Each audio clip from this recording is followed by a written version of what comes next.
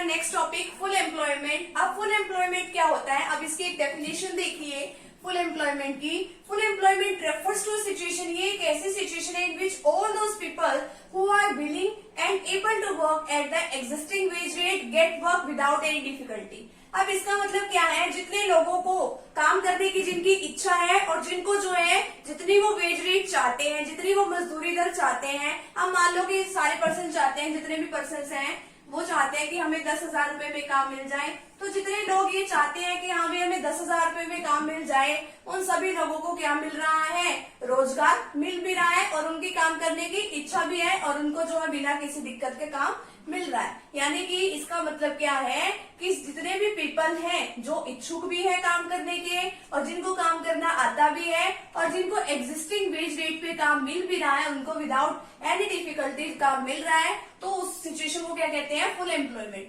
अब इसमें जो है टू टाइप की अनएम्प्लॉयमेंट है, यानी कि बेरोजगारी है, किसमें, एसोसिएटेड विद फुल एम्प्लॉयमेंट। अब इसमें आता है frictional unemployment and structural unemployment. अब इसमें तो क्या होता है फ्रिक्शनल में कि ना थोड़े टाइम पीरियड की भी होती है, जैसे कि मैं हूँ, मेरे को कहीं जॉब चेंज करनी है, ठीक है, तो अगर मैं एक जॉब चेंज करके दूसरे जॉब में जाना चाह रही हूँ, ठीक है, अब उसमें मान लो 2-3 दिनों का टाइम है अभी, ठीक है, तो उसमें क्या होता है, इस तरीके की जो अनएम्प्लॉयमेंट पाई जाती है। It refers to temporary unemployment which exist during the period wherein workers leave one job, यानी कि जिसके अंदर जो वर्कर है वो मतलब क्या छोड़ रहा है,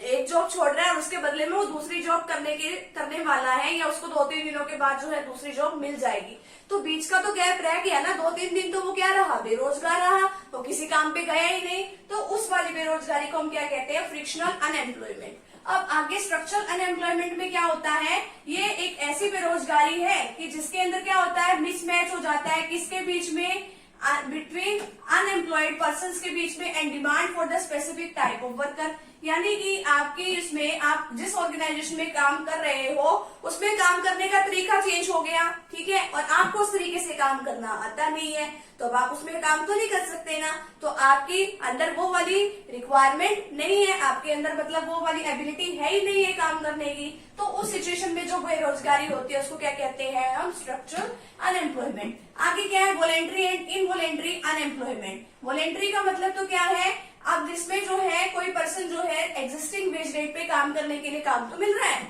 लेकिन काम करने के लिए तैयार नहीं है। एक डॉक्टर है, उसको 10,000 रुपए महीना काम मिल रहा है लेकिन काम करने के लिए तैयार नहीं है, उसको तो क्या कहेंगे, वॉलेंट्री अनएम्प्लॉयमेंट। और इनवॉलेंट्री में क्या है, बेचारों को काम ही नहीं मिल रहा, काम तो करना चाहते हैं। It is a situation in which people are willing to work, काम करने की इच्छा तो है एग्जिस्टिंग वेज रेट पे लेकिन उनको काम ही नहीं मिल रहा, but do not get the work, ठीक है। तो ये इतना फुल एम्प्लॉयमेंट में ये सारा टॉपिक है, तो फटाफट से अभी इसका स्क्रीनशॉट ले लीजिए।